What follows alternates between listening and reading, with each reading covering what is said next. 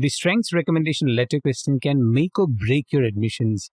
After you have persuaded your supervisor to include relevant examples and highlight qualities that are unique and also important for admissions, make sure that you avoid these three mistakes. Number one, cliched narratives. For a consultant like me, where I read a lot of recommendation letters for review, I notice that there are two cliched openers and closing lines, which is tolerable. It's like certain phrases that have become part of our culture in communication, like hope you're doing well, with reference to our last communication, and so on. But the problem is with paragraphs that can be interchanged for any candidate. These are some versions of a strength opener or closing paragraph that has worked. Now, what has happened is that everybody is using it in some form. So the supervisor's voice is masked in the end with a cliched paragraph. When you ask a consultant to review it, ask them if the opening and closing paragraphs are standing out, or is it aligned with the rest of the paragraphs that the supervisor has written. For instance, if the applicant's leadership is a standout quality, just concluding with a generic line about leadership is a risk. A better approach is to be specific with the leadership trait and highlight that in the concluding paragraph.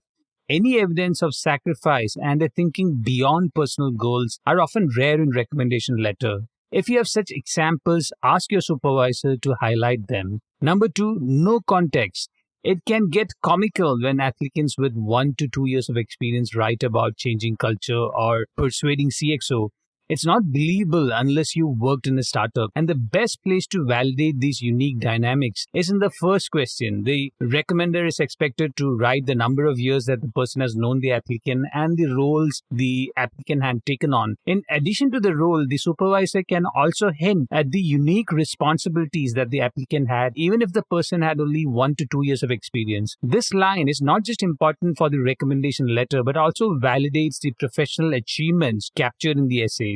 Number three, no comparative metrics.